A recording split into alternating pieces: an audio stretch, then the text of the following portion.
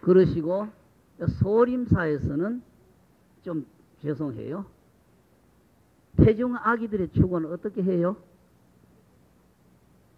수자령? 그러면 그 사람들은 아버지도 없이 엄마 혼자 만든 거요? 낙태 수술을 한 영가는 아버지 없이 엄마들이 혼자 만든 거예요? 어떻게 그럽니까? 돌이켜 생각해 보십시오. 참 무서운 원길이지 않습니까? 낙태 수술을 한다고 할 때 칼기갈기 찢어 죽이는 거지 않습니까? 칼기갈기 찢어 죽이는 거. 낙태 수술이라고 할 때 이게 단번에 되는 게 아니지 않습니까? 낙태 수술은 칼기갈기 찢어 죽이는 건데 그런 무서운 원교를 만들어 놓고 성도 안 찾아준다는 것은 말도 안 되잖아요. 수자령이라는 것은 쪽발이들이 뱃속에 든 아기들을 수술한 뒤에 미즈고라 그래요. 물수자 아들자자 수자라고 그래요. 그걸 어떤 스님이 갔다 와가지고 수자령 영가라고 붙이지만은 이거는 수자령이라는 일본 말이에요. 미즈고라는 말. 이게 그대로 수술을 해도 무서운 원결인데 그 사람들 아버지 성도 안 찾아주고 왜 도매꿈으로 보내요? 김해김씨면 김해김씨 태중아기 영가, 밀양박씨면 밀양박씨 영가, 전주이시면 전주이시 태중아기 영가, 이런 축원이라도 해주라는 이야기예요. 그러시고 또 그런 영가들을 도매꿈으로 수자령 2위 영가, 수자령 3위 영가하고 도매꿈으로 붙이는데 절대 그렇게 하지 마십시오. 한 분 한 분 딱딱 따로따로 분명히 김해김씨 태중아기 영가, 또 한 분 계시면 또 김해김씨 태중아기 영가 이렇게 하지, 태중아기 2위 영가, 태중아기 3위 영가 이런 이름으로 도매꿈으로 넘기지 마십시오. 그리고 우리 곁에 저렇게 오는 분들은 인연이 있어 오기 때문에 처음 수술한 사람이 가버리고 다음에 따로 오는 것 같지만은 인연이 있어서 왔기 때문에 그 사람이 다시 오게 됩니다. 두 번째, 세 번째 오다가 끝까지 이걸 거절을 해버릴 때 이게 무서운 원결이 돼서 무서운 보복이 오게 됩니다. 절대 수술 하나 했다, 둘 했다 해서 딴 아기들이 오는 게 아닙니다.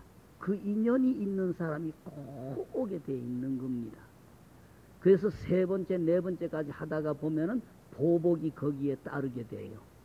보복이 따르게 돼요. 그래서 이별이라는 게 얼마나 무서운가, 맛 좀 봐라 해서 보복을 할 때에는 내 가슴에 못을 치는 무서운 재앙이 오게 됩니다. 절대 가볍게 보지 마십시오. 그러시고 앞으로는 절대 김해김씨 태중아기 영가, 밀양박씨 태중아기 영가라고 붙이지 수자령 영가해서 저 아버지 성도 안 찾아주는 그런 무책임한 짓 하지 마십시오. 이런 점은 꼭 명심하세요. 그리고 수자라고 하는 소리는 쪽발이들이 미즈고라고 하는 소리를 그대로 갖고 온 소리이기 때문에 우리나라 말도 안 맞으니까 절대 그렇게 하지 마시고, 그리고 이 수술 뒤에도 참 무서운 인연이 오지 않습니까? 우리가 함부로 생각하지만은 지금 그 충청남도 서산군 해미면에 가면은 그 할머니가 지금 살아계셨는지 돌아가셨는지 모르겠어요. 나이는 그렇게 안 많을 거예요. 이런 너댓 됐는지 이분의 남편이 또렷한 직업이 없었어요. 글도 많이 배운 분이 못 되고 중간에 내외분이 일본 가셔도 배운 것 없지요 하니까 그 조금이 죄송한 말로 똑같다라 그러죠. 노가다. 네? 날품팔이. 그래가지고 8.15 해방 후에 오셔가지고 날품팔이로 사는데 생계가 안 되는 거죠. 그러다가 이 영감님이 가셨어요. 영감님 먼 길 가시고 난 뒤에 할머님이 아이들을 데리고 사는데 뭐 돌아갑니까? 햄이라고 하는 자그마한 면에 산부인과 청소부로 들어갔어요. 산부인과 청소부로 들어가 가지고 늘 청소 뒤치다거리를 하는데, 그 시골에도 딴 데서 누가 와서 하기도 하고 그 고장 사람이 해서 늘 보면은 핏덩어리가 한 연암 개씩은 늘 나온다는 소리죠. 그러니까 마지막에 청소해놓고 저녁에 올 무렵에 그걸 쓰레기에 툴툴 썰어가지고 쓰레기 차에다가 톡 집어 던져놓고 오는데, 한 번은 어떻게 된 건지 머리 팔다리가 다 있는 아기가 나왔다는 이야기에 수술을 하는데, 그러니까 이걸 그대로 딴 핏덩어리처럼 못해가지고 자기 호주머니 돈을 가지고 외월배를 몇마 떠가지고 자기 퇴근하고 오면서 그걸 돌돌 감아가지고 오다가 산기슭에 갖다 묻어줬다는 이야기예요. 그날 밤에 꿈을 꾸니까 남자인지 여자인지 수십 명이 발가벗은 사람들이 와가지고, 아줌마 나도 그래 해줘, 아줌마 나도 그렇게 해줘, 아줌마 나도 그렇게 해줘 해서 밤새도록 잠을 못 잤다는 거예요. 그래서 낙태 수술을 했다고 해서 이게 아무 영도 없고 아무것도 없는 게 아니다, 그런 무서운 연결이 된다. 그래서 그 보사님이 그것도 못할 짓이라고 해서 그 산부인과 청소부를 치워버리고 시내 음식점에 가서 그릇 씻어주는 걸로 했는데, 그분이 지금 살아있는지 가셨는지 모르겠습니다. 근데 우리는 아무렇지 않게 생각하지만은 이 낙태 수술을 한다는 것도 큰 무서운 인연이 걸쳐요.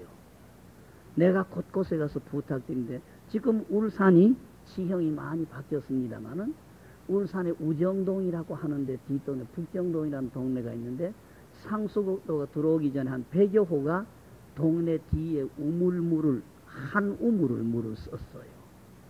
그 북정동 쪽에. 근데 이 보사님 한 분이 48살에 시집을 못 가고 죽은 시누이가 꿈에 온 거예요. 시집을 못 가고 24살인가에 죽은 시누이가 와가지고, 언니야 날 좀 거두어줘, 같이 살자. 이 꿈을 꾸고 태기가 있은 거예요, 임신이. 그러니까 48에서 49살 때 태기가 있었던 거죠. 자기 막내 아들이 지금 중학교 다니고 자기 나이가 지금 49이니까 그 시인이 되지 않아요? 나만은 노인들에게 꿈 이야기를 하니까 꿈이 범상치 않으니까 힘이 들어도 아기를 낳아라. 같은 친구들은 창피하지도 않아? 네가 나이 50이야? 신도 이 새끼 놀 거야? 수술해. 친구들의 말 따라서 수술을 했어요. 50이나 다 된 나이에 수술을 했는데 후유증도 조금 겹치고 해서 한 2주일을 집에서 누웠다가 이제 살살 움직일만 해가지고 하루 첫 새벽에 동네 공동 우물에 물을 떠러 갔어요. 그 동네 그 한 100여 호가 그 우물 하나를 썼기 때문에 그 당시에 우물 두께를 양철로 해서 딱 해닫고, 누구든지 우물 두께를 열어놓고 물을 퍼고 또 두께를 닫고 오도록 그렇게 해 있었는데, 첫 새벽에 딱 갔는데 물을 떨어잡고 우물 두께를 탁 여니까 시누이가 흰 옷에 머리를 산발을 하고 얼굴이 막 피를 흘리면서 야난하고 막 잡으러 올라온 거죠. 우물 두께 딱 여는데 우물 속에서 연연하고 잡으러 올라오니까 그 보사님이 뒤로 낮아빠졌어요. 그 자리에서 몇 시간을 쓰러져 있었는지 정신 차려가지고 집에 돌아왔는데, 그때부터 시작해서 몸이 안 좋고 집구석일이 사사건건 터져나가는 거예요. 아들의 일, 남편의 일 막 터져나가는 거예요. 감당을 못해가지고. 워낙 독실한 불교인이 돼서 자기 집에서 가장 가까운 해남사에 아침 저녁으로 다니면서 참회를 하고 기도해서 한 3년 후 차츰 그런 재앙 없어지고 몸도 회복이 됐지만, 이 낙태 수술이라는 것도 그렇게 무서운 원결이 있는 거예요. 우리가 쉽게 생각하지만은 함부로 세상은 큰 일 적은 일 함부로 할 거는 아무것도 없어요. 어떻든 조심하셔야 돼요. 조심하시고 내일 부탁드리는 거 가족에게 대한 내 마음가짐이 바꿔져야 됩니다. 가족에게 대한 내 말이 바꿔져야 됩니다. 가족에게 대한 실천이 바뀌어져야 됩니다. 가족 앞에 앞 앞에 머리를 이마를 땅에 대고 절을 하면서 참회하는 이 실천이 되어야 됩니다. 이게 불교인의 기초 동작이라고 될 거예요. 아까 밥알 애끼는 것하고 이 내 가족이라는 부처님 앞에 3대씩이라도 절을 하는 것, 이게 불교인의 기초 동작이다. 근데 이게 안 되는데 어떻게 불교인이라고 하고 뭘 한다는 소리냐? 늘 이야기를 드리니까 가족 앞에 절하는 게 제일 힘이 든다고 그래요. 나는 그게 가장 쉽다고 하고 불교인의 기초 동작이다. 이 동작 없는 사람이 경 읽는다고 뭐하고 예불 한다고 뭐 하느냐 소리를 하는데, 물어보면 내 가족 앞에 절하는 게 가장 힘들다고 그래요. 내다가 붙으니까. 내다가 붙으니까. 불교인들은 내다가 떨어져야 되는데 내다가 살아있으니까 내 가족 앞에 무릎이 안 굽히지지요. 예? 어떻든 불교에 그런 말이 있어요. 위다 비로정상하고 행배 동자족하라고. 내 자격은 부처님의 이마 위를 밟고 지내갈 수 있을 만큼 내 자격은 충실히 하는데, 내 실천은 2살, 4살 된 아기들 발바닥 밑에 이마를 대는 실천을 하라. 여기 불교에 있습니다. 위다 비로정상하고 행배 동자족하라고 그래요. 우리는 아는 것만 많아가지고 건너머 가버려지 실천이 안 돼. 내 가족이라는 부처님에게 절을 해야 되는데 거기 안 돼. 내 가족이 좋은 인연으로 모였으면 절대 찌그락이 없습니다. 전부 지나간 시간에 잘못된 인연이 얽히니까 찌그락이 붙고, 네가 그랬다 내가 그랬다 저 사람 때문에 속이 상하고 저 사람 때문에 화가 나고 하는 거지, 좋은 인연에는 절대 그런 일이 없습니다. 이게 모두 지나간 시간에 빚덩어리, 원결들 이런 게 얽혀서 그렇게 되니까, 어떻든 우리 집에 계시는 내 가족이라는 부처님 잘 섬기십시오. 거기에서 복을 닦아야지. 내 가족이라는 부처님을 버리고 어디 가서 무슨 복을 닦는다고 그럽니까? 내 가족이라는 부처님 잘 섬기시고 내 가족이라는 부처님 앞에 하루 3배씩이라도 꼭 하십시오. 이거 쉬운 것 아닙니다. 내가 늘 이야기를 드려요.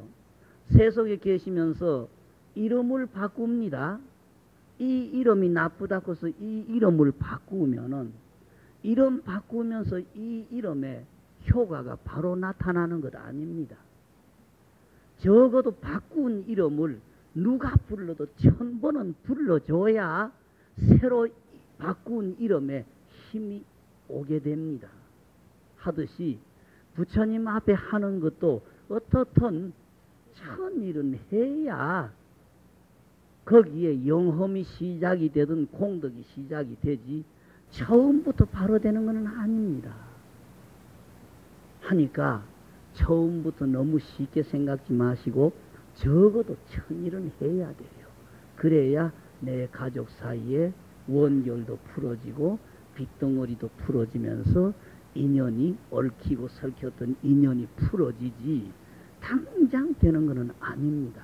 우리는 자꾸 생각만 가지고 여태까지 이래 살았는데 부처님 집에 오면서 우리 집이 이렇게 되도록 해주십시오 해가지고 당장 오는데 그렇게 쉽게 되는 건 아닙니다. 오전 시간에 부탁드렸듯이 대우주 법계라는 부처님에게는 정해진 질서가 딱 있고 순서가 있게 되어 있습니다. 씨앗을 뿌리면은 줄기, 싹이 트고 질기가 생기고 가지가 생긴 다음에 잎이 피고 꽃이 피고 열매 맺게 되어 있는 거지, 씨앗이 뿌려가지고 바로 열매가 떨어지는 게 아닙니다. 이 순서는 어길 수가 없는 거고 이 법은 어길 수가 없게 되어 있는 겁니다. 이런 점 조심하시가지고요. 어떻든 나를 뒤돌아보시고 나를 고쳐셔야 됩니다. 이게 참회. 이게 참회고 이걸 바꿀 때에 여기에 복이 오게 되어 있습니다.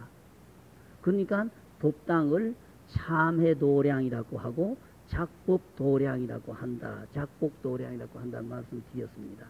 우리가 내가 그렇게 할 때에 여기에 영험과 공덕은 바로 나타나게 돼 있는 겁니다. 내 가족이라는 부처님 사이에 설사 남편이 술을 마시고 들어오시더라도 고맙습니다 하고 절을 하시고 감사합니다. 당신 덕에 우리 집안이 이렇게 삽니다 하시고 절대 내가 돈 건드린다고 해서 남편에게 랄랄랄 그리고 쫑알쫑알쫑알하고 아들에게 뭐 랄랄라 하고 쫑알쫑알 절대 하지 마십시오. 집안의 가족 사이에 언제나 웃음꽃이 피어야 됩니다. 예. 오늘 오전하고 오늘 오후하고 참회 살림에